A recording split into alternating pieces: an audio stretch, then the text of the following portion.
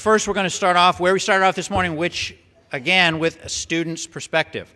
So I'm very pleased to welcome to the stage Mohammed Noor, who's a sophomore down at Deering, and has got a little talk he wants to give on sort of his experience and what school is for him and what it means for him. So Mohammed, come on up.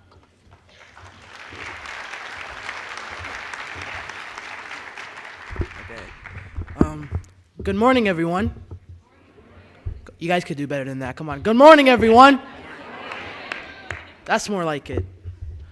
My name is Mohammed Noor, and I'm a sophomore at Deering High School, and I'm pleased to be here with all of you today. Today, I would like to give my perspective on education. Since I was a child, my mother has instilled into me the value of education. She has said time and time again, education will lead to success. Education will lead to opportunity. And education will build the bridge to a brighter and happier future. Education to me is one of the most important things in my life. I understand the opportunity I have because in order to thrive in the 21st century, education is a necessity. Education, knowledge, is power. It is the most powerful thing in this world.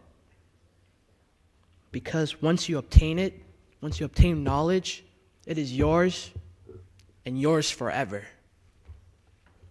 Now, I'd like to talk about some issues I've noticed throughout my academic career. Now, what do you think of when you hear the word education? Now just take a minute and picture what you think of when you hear the word education.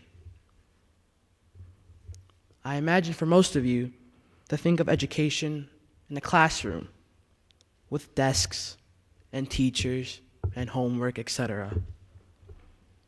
I would like to point out that education can come in different shapes, forms, and sizes. And you learn from every experience you take.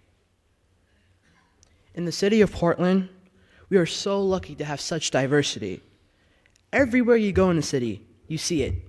In the streets, downtown, and in our schools. But with all great things in life, there will be issues, conflicts, and tribulations. In Portland schools, I've noticed conflicts between our new students and our native students. I've noticed bullying such as verbal assaults and on serious occasions, physical confrontations. One question you might have after hearing all of this is why? And I think I know why. Because they don't understand each other. The native students don't understand the situation these new students are coming from war-torn countries, trying to seek a better life. And the new students don't understand what the native students feel, not understanding where these people are coming from and why. Now, one solution I thought I might have about this issue is dialogue between these students. This past summer, I attended Seeds of Peace. I learned so much through dialogue there. I learned about the world, my fellow campers, and about myself. It made me more compassionate, more understanding, and overall, a better human being. Imagine the kind of effect that this dialogue can have on our students. It can change how these students see each other and can make the school environment much more welcoming and eager to learn. Now, I know I'm speaking about a specific group of students, but I want you to understand that the majority of students can benefit from dialogue about controversial issues such as this or about race, religion, etc. Having these types of dialogues will broaden the majority of students' horizons and will allow them to gain the communication and negotiating skills needed for the 21st century. Now, another issue I've noticed in high school is student freedom in education. Now, I've started only noticing this in high school. I would see a student disinterested in class, not paying attention, goofing. And after class, I would ask that student, "Why do you goof off?" And that student's response would be, "I don't like the class." And then I would ask why.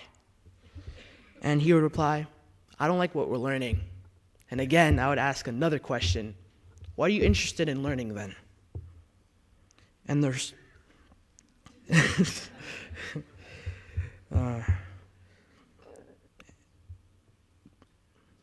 and the response I got was so interesting and yet so amazing.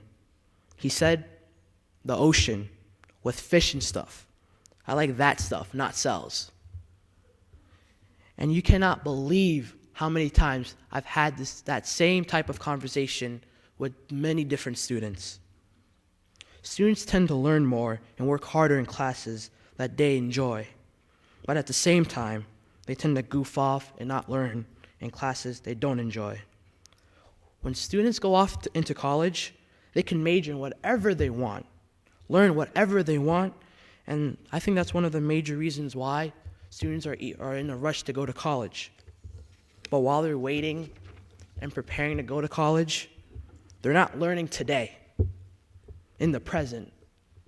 Now, I don't know what the solution would look like to this issue, but that's up to us. That's up to having conferences like these, where you hear from students, teachers, educators, policy and government officials. And lastly, I would like to add that today's students are leaders, and I think that we should have our voices and opinions heard. Now, today is just an amazing example of that. Being here, able to speak to you about my perspective of education, is exactly what I'm talking about. And we feel that many decisions regarding education, our education, are made without informing us or even communicating with us. But having these types of conferences will. We understand that you have our best interest in mind, but remember, at the end of the day, your decisions affect our education, and we just want our voices heard. Thank you.